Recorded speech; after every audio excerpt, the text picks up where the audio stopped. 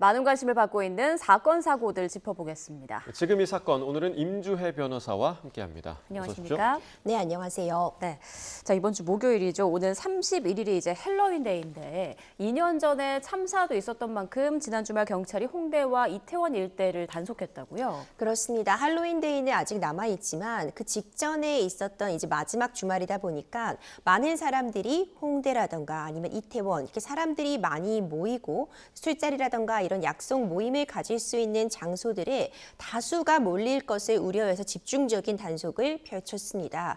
보시는 것처럼 실제로도 많은 인파가 몰리기도 했습니다. 종합 상황실이 이제 설치가 되었고요. 사람들이 너무 한꺼번에 몰리는 것을 좀 예방하기 위해서 중앙 분리대 같은 것을 설치를 해서 좀 그래도 통행이 원활하게 진행될 수 있도록 하는 그런 최소한의 장치들은 마련이 되었습니다. 물론 다수의 순찰 같은 부분들로 진행이 됐지만 그럼에도 불구하고 여전히 곳곳에서는 좀 위험천만한 상황도 연출이 되었다. 또 이런 신고들도 잇따르기도 했습니다.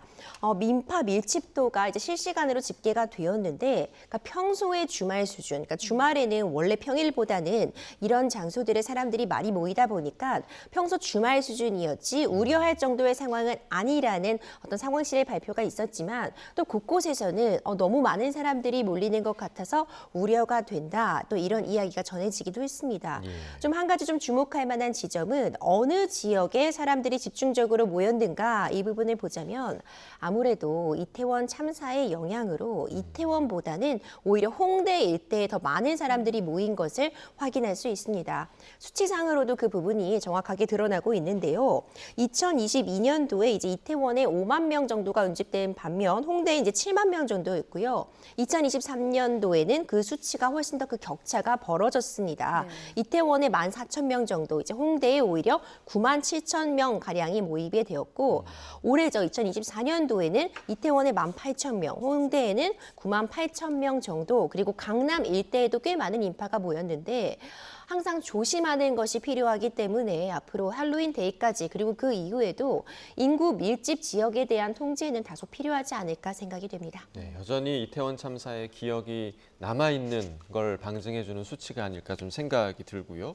또 거리 곳곳에 좀 우려스러운 모습도 있었다고 하더라고요. 예를 들면 뭐 경찰 제복을 입은 코스튬을 한 그런 사람이 있는가 하면 아니면 총이나 칼, 그러니까 모형이겠죠. 뭐 그런 것들을 갖고 다니는 사람들도 있었다고 하더라고요. 그렇죠. 이제 헬로윈이 우리나라 명절은 전혀 아닙니다. 우리나라의 어떤 전통과 관련된 부분은 아니지만 외국에서는 이제 이날 그러니까 코스튬이라고 불리는 내가 평소에 입는 그런 옷이 아니라 예를 들면 말씀해 주신 것처럼 경찰 제복을 입는다거나 아니면 소방관 복장을 입는다거나 좋아하는 캐릭터의 옷 같은 것을 입고 또 경우에 따라서는 칼이나 총 같은 장난감이지라도 그런 부분들을 장식처럼 하고 다니는 경우를 볼 수가 있는데 이번에 이제 주말에서도 곳곳에서 이런 모습들이 연출이 되기는 했습니다. 네. 특히 경찰관 제복 같은 부분은 좀 문제점으로 지적하시는 분들이 많은 것 같은데요. 그러니까 경찰관 제복을 입고 마치 경찰관처럼 하고 이 도로를 돌아다니는 그런 모습들이 확인이 되었다고 합니다.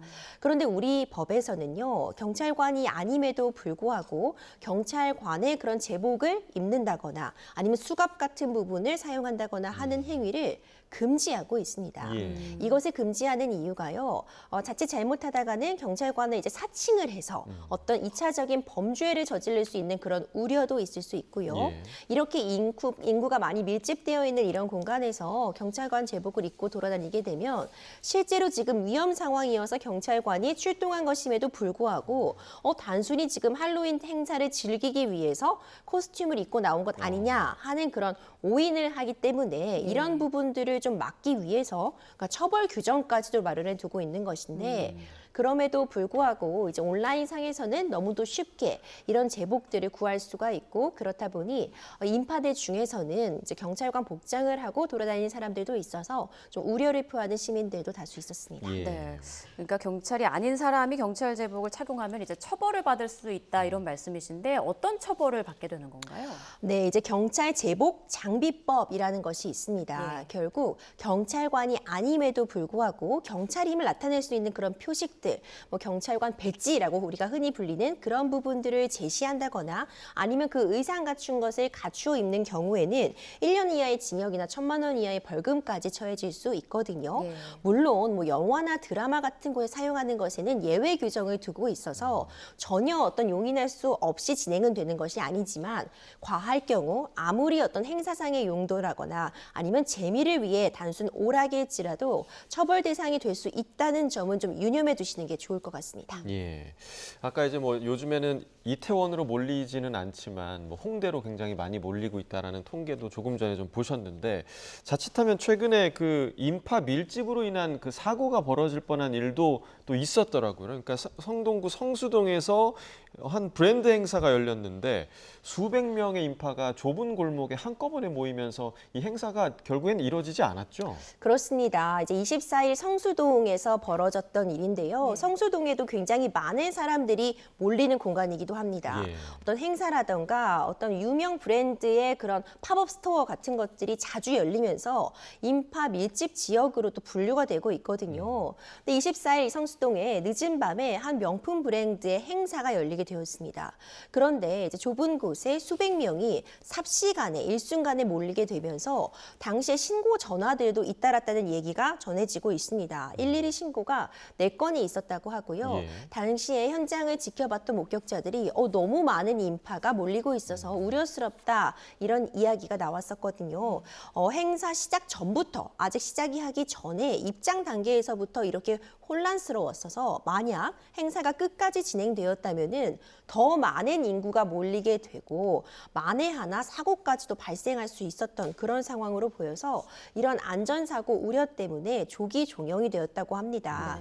하지만 지금 우리가 이런 일들 너무 많은 인파가 삽시간에 몰려서 위험천만한 상황들을 계속해서 반복해서 겪어오고 있음에도 불구하고 이런 행사의 운영이나 이런 부분에 있어서 지자체에서 주최하는 행사가 아니라거나 국가 차원에서 주최하는 행사가 아니라는 이유로 그러니까 사인으로서 어떤 브랜드가 아니면은 개인이 주최하는 행사에 대해서는 아예 손을 놓을 수만은 없는 부분이잖아요. 이런 부분에 대해서도 사실 적극적인 대응 매뉴얼을 만들어서 사전에 예방하는 것이 최선이다 이런 말씀 덧붙이고 싶습니다. 예. 네, 성수동이나 이태원은 특히나 이렇게 좁은 골목이 많거든요. 이럴 때는 조금 더 행사를 주최하는 곳에서 좀 주의를 해야 될 것 같습니다. 그리고 정부가 인파사고 우려가 큰 15개 유형을 만들어서 대응하기로 했다고요? 네, 이 부분 꼭 필요할 것 같습니다. 네. 앞서 말씀드린 것처럼 이런 부분은 예방이 최선이거든요. 일단 일이 벌어지고 나면 수습을 하거나 통제하기가 거의 불가능에 가깝기 때문에 예방이 중요한데 어떤 예방의 대응 매뉴얼을 마련하려고 해도 어떤 행사인지 어느 지역인지 앞서 말씀해 주신 것처럼 좁은 골목인지 아니면 밀집된 공연장인지에 따라 달라질 수 있기 때문에 크게 이런 인구 밀집 행사를 15개 정도의 종류로 나눠보았습니다. 뭐 지역 축제라던가 공연, 경기, 지하철이나 이런 부분들로 좀 종류를 나눠서요. 각각의 대응 방법이나 매뉴얼을 배포하겠다고 하니 이 부분은 매우 잘한 일이다 이런 생각이 들고요. 대응 매뉴얼만 있으면 또 아무런 소용이 없습니다. 결국 이대로 지켜져 나가는 게 중요하기 때문에 매뉴얼 배포에서 끝나는 것이 아니라 실제로 이대로 이행이 되고 있는지 확인하는 것까지가 어떤 정부의 대응이다 이런 말씀 덧붙이고 싶습니다. 네, 자 운영 주체, 그러니까 행사의 운영 주체나 참가자들 그리고 관리에 책임이 있는 분들 모두 안전에 대한 경각심이 좀 필요할 것 같고요. 자 다음 주제로 좀 넘어가 보겠습니다. 관련 영상 함께 보고 오겠습니다.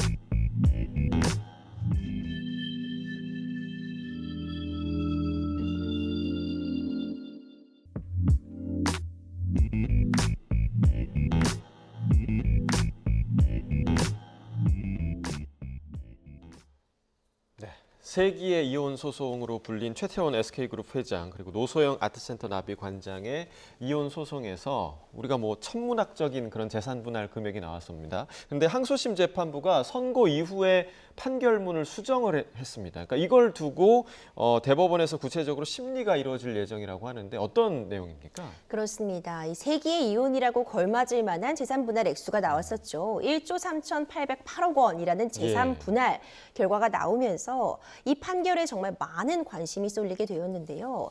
그런데 2심 판결이 선고되고 며칠 지나서 판결문에 경정이 있었습니다.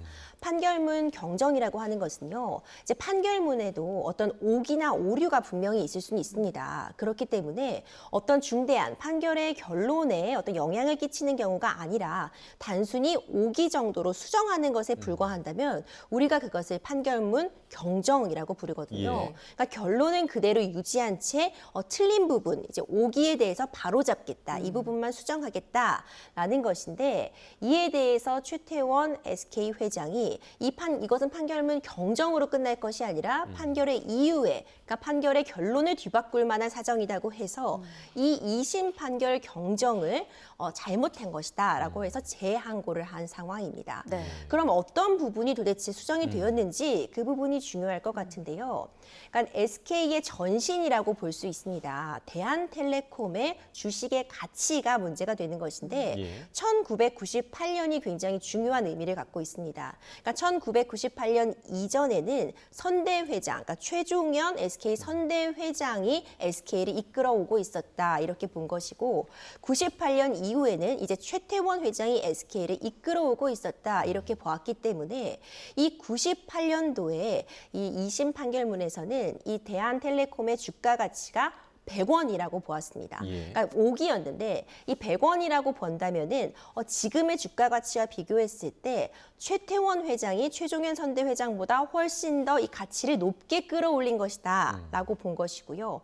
최태원 회장은 이에 대해서 100원이 계산이 잘못된 부분은 판결문에서도 인정이 되었거든요. 그러니까 원래는 1,000원, 98년도에 이 대한텔레콤의 주식 가치가 1,000원인데 그렇다면은 이전에 이미 최종현 선대 회장 때의 SK가 거의 다 이루어진 것이고 그때의 역할이 더 크고 본인이 그러니까 이 최태원 회장이 SK를 맡고 성장한 부분은 더 적어진다.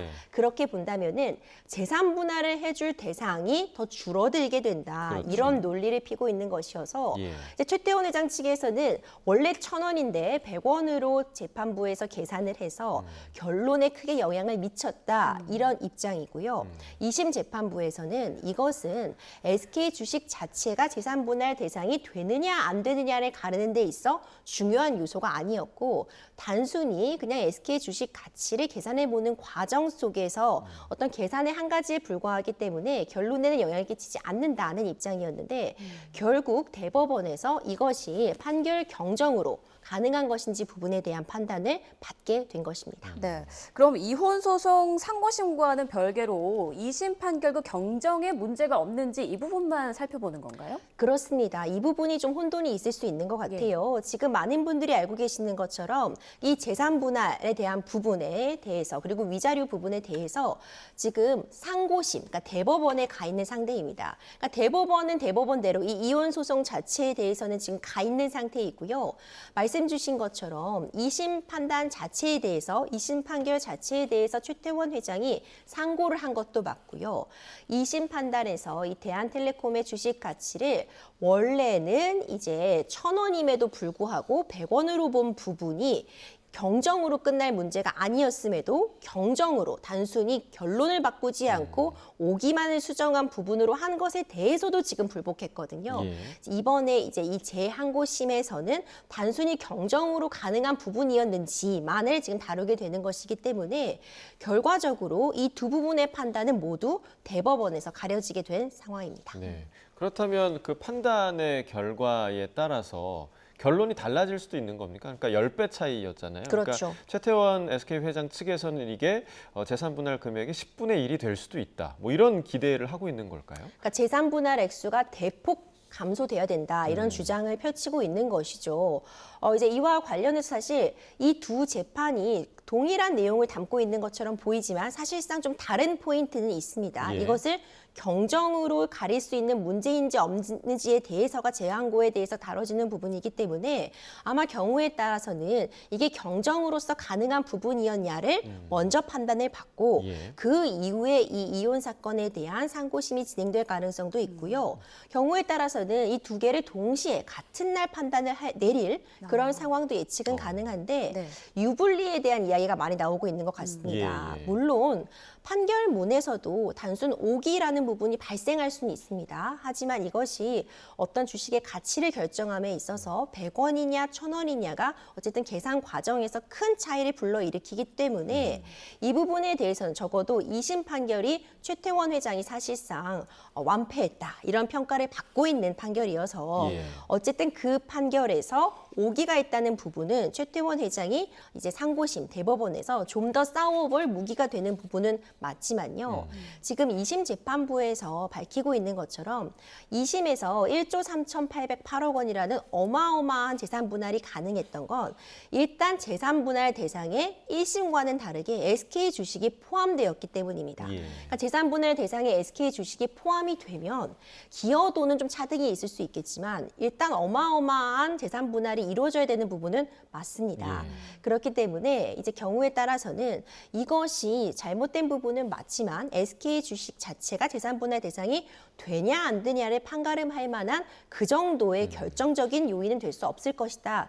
이런 제기도 나오고 있어서 사실 최태원 회장 입장에서는 이제 기회가 한 번밖에 남지 않았습니다. 이대로 판결이 확정이 되거나 유사하게 판결이 나온다면은 정말 막대한 재산 분할이 이루어질 수밖에 없는 상황이어서 이번에 판결 경정이 문제된 부분 다투는 것은 물론이고요. 그 외에도 추가적으로 이 재산 분할 액수를 낮출 수 있는 SK 주식 자체가 재산 분할 대상에 제외될 수 있도록 하는 조치 내지는 2심에서는 노소영 관장의 기여도가 35%로 책정이 되었는데 이것에 또 대폭 낮추는 방식 이 모든 방식들을 총동원할 것을 예측할 수 있습니다. 예. 네, 2심 판결 경정에 대한 심리 그리고 이혼 소송 상고심까지 대법원의 판단에 관심이 집중되고 있습니다. 자, 다음은 저희가 준비한 영상 함께 보시고 다음 주제 이야기 나눠보겠습니다.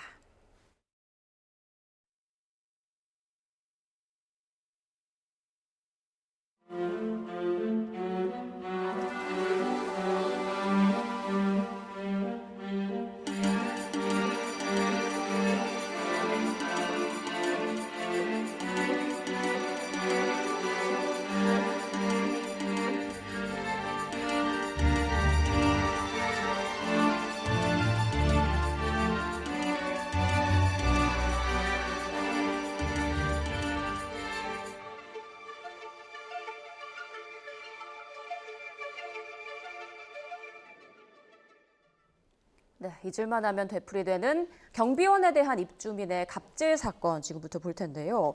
법원이 아파트 관리 노동자에게 폭언과 갑질을 일삼은 입주민에게 1인당 최대 2천만 원을 배상하라 이렇게 판결했다고요? 그렇습니다. 사실 갑질이라는 단어성에 여러 가지 의미가 내포되고 있는데 이번 사안 같은 경우에도 정말 극악무도한 그런 모습을 보여줬던 것 같습니다.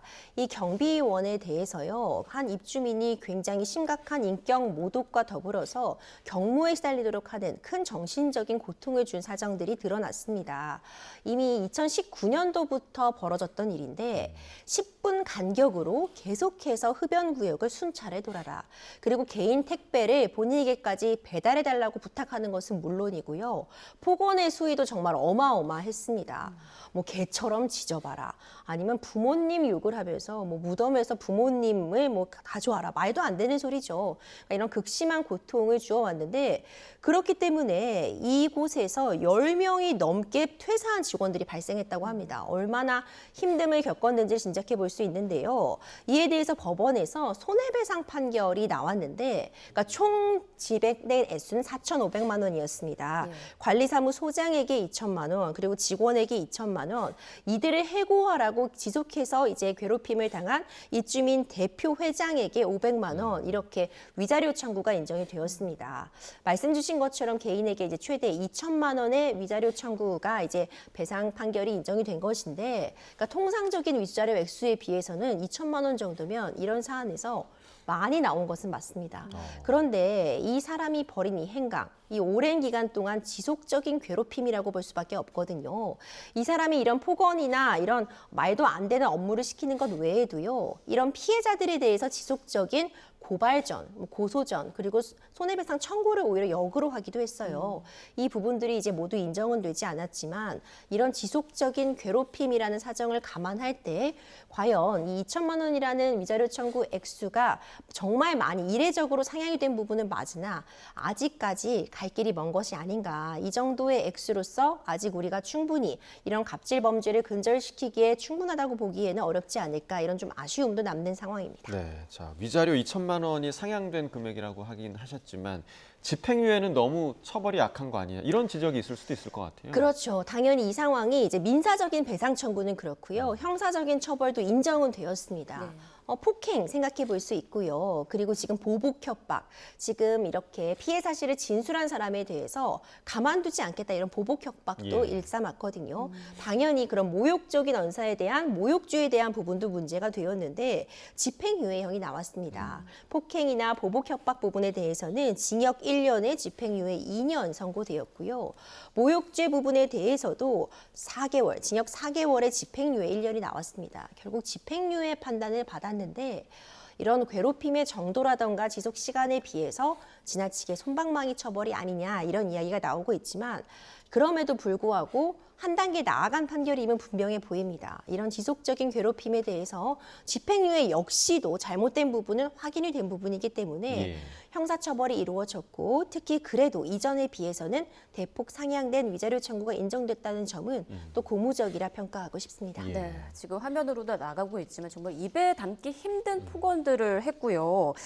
이렇게 입주민을 신고하자 또 피해자들을 찾아가서 얼굴에 뭐 침을 뱉는 등 정말 할 수 없는 그런 극악무도한 행동들을 하기도 했는데 재판부는 이를 보고 피해자들을 괴롭히는데 그 목적이 있었던 것으로 판단한다 이렇게 봤다고요. 그렇죠. 재판부에서 이런 언급을 한 것은 죄질이 매우 좋지 못하다는 점을 다시 한번 강조하고 확인시켜줬다고 평가할 수 있을 것 같습니다. 일단 괴롭힘의 그 시기라던가 기간 자체도 굉장히 오래되었고요. 앞서 말씀드린 것처럼 피해자들을 상대로 해서 소송을 남발하기도 했습니다. 이 소송 자체가 본인이 억울해서 내가 이 부분을 다투겠다라는 부분 이야기보다는 그냥 피해자들을 괴롭힐 목적으로 진행된 것이 다분하다 이렇게 좀 평가를 할 수 있을 것 같고요. 그렇기 때문에 어떤 이 폭행의 정도라던가 괴롭힘의 기간 이런 부분들을 감안해서 그래도 좀 의미 있는 한 발계 나아간 판결이 나왔다 이렇게 평가할 수 있을 것 같습니다. 네. 네, 이번 사례와 관련해서 이제 직장갑질 119가 의미 있는 판결이다라고 이야기를 하면서도 법제도 보완을 좀 촉구했거든요. 어떤 내용이 좀 있었습니까? 그렇습니다. 이 부분이 굉장히 중요할 것 같아요. 여전히 이제 경비원들이라는 지위가 굉장히 불안정하다고 평가할 수 있습니다. 그러니까 이게 법 파견 근로자로 일하는 경우 아니면 아파트 자체에서 직접 고용되는 경우, 뭐 경비 업체에서 고용되는 경우 단순히 아르바이트 개념으로 잠깐 시간당의 어떤 그런 임금을 받고서 근로하는 경우 여러 가지 유형이 있는데 한 가지 공통점은 모두 그만큼 근로 조건이 취약하다는 점이겠죠. 이런 근로 조건이 취약하다 보니까 입주민들의 어떤 그런 말도 안 되는 요구에 대해서 쉽게 거절하기도 어렵고 이 부분에 대해서 문제를 제기하려고 해도 어떤 재계약이나 어떤 고용 안정성의 문제 때문에 섣불리 제기하지 못하는 그런 부분들이 있기 때문에 이제 직장갑질 이제 119 여기에서도요. 이런 부분에 대한 제도적인 개선이 필요하다. 이 경비원들이 근로자로서의 지위를 확보할 수 있는 그런 방안들 그리고 또 한 가지 앞서 점점 더 처벌이 강해지고는 있지만 이 정도로는 부족하기 때문에 이렇게 직장에서의 갑질뿐만 아니라 모욕적인 언사라던가 이런 부분들이 발생하면 적어도 금전적으로라도 막대한 배상 책임을 묻게 된다면 이런 행동을 하지 않을 유인이 충분히 된다고 볼 수 있기 때문에 보다 근본적인 대책 마련을 촉구하고 있는 상황입니다. 네, 저희가 준비한 마지막 주제로 좀 넘어가 볼 텐데 자, 이번에 다룰 사건도 참 충격적입니다. 실종된 아들이 수년 뒤에 작은 방에서 백골로 발견이 됐다고요? 그렇죠. 굉장히 충격적입니다. 아버지가 아들의 모습이 보이지 않는다고 실종 신고를 했습니다.